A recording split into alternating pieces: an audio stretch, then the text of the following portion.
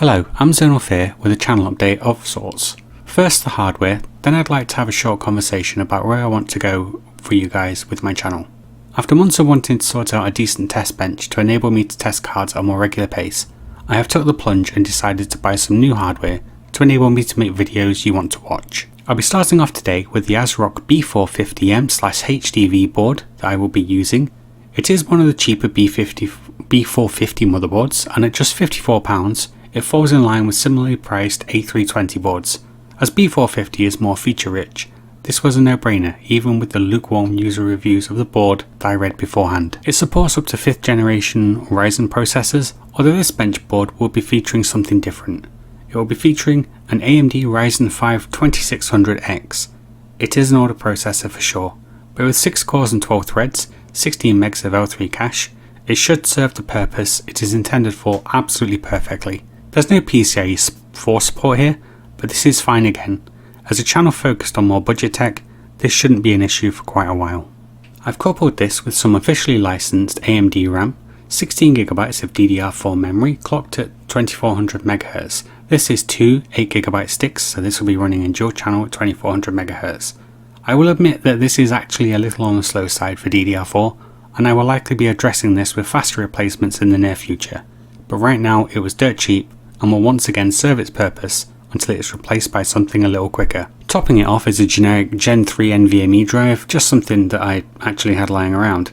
It's nothing special, but should complement Windows nicely, and is just about large enough to test SSD mandatory games such as Dead Space, which I feel wouldn't run pretty much at all on mechanical drive, with a little bit of moving stuff here and there. My first intention is to try and clear my older GPU backlog, starting with the GeForce 9800 GT. I believe that this is a 1GB green version of the card, as it has no PCIe power adapter ports, but until the card actually goes in the board, the exact specifications of all of the cards featured here are mostly a mystery to me. Its slightly older brother, the 8800 GT, remains possibly my favourite card of all time, and I have fond memories of gaming on it, so I'm actually really excited to be testing this one on a sort of personal level. Second up will be the HD 5770 1GB, a card I have used in the past for an okay experience. I'm also planning on testing its slight revision, the 6770 HD 1GB, although honestly I expect near identical results at this point going in. So what I'm most likely going to do is I will bench the 5770, and if the experience is utterly miserable, may even skip the 6770. We'll see in time. I'm also going to be taking a look at the GeForce GTX 750 Ti, a card I have no personal experience with, but has a solid reputation amongst gamers for its price to performance, although I suspect the 2GB of VRAM that this particular card has is going to be a bit of an issue on anything new. That applies to pretty much every single 2GB, and I reckon even 4GB RAM card on the market at this point. For now though, I'm setting up the bench board with the Radeon RX 4 62GB, a card I know works and I've actually enjoyed using in the past. It's not the quickest, and the low amount of VRAM once again hurts this particular model for sure, although there is a 4GB VRAM version of this model. It is still a solid card nonetheless that requires no additional power, which makes it ideal for lower wattage power supplies.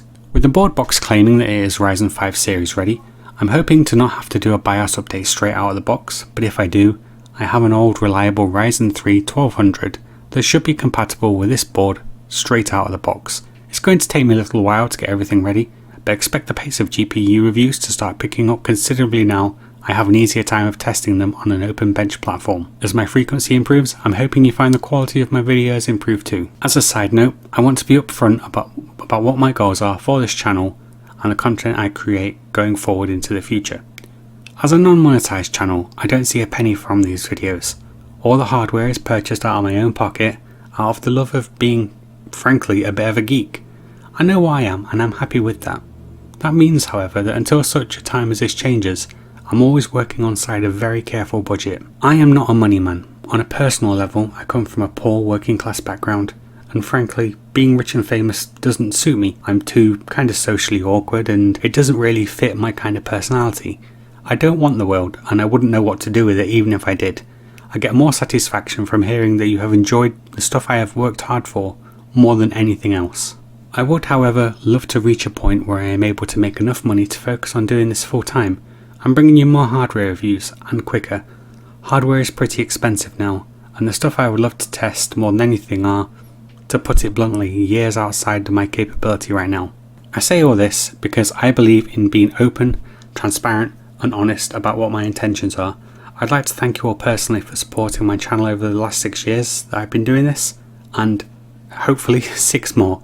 Until next time guys, take care and keep an eye out for my GPU reviews that are going to start coming thick and fast. Bye bye.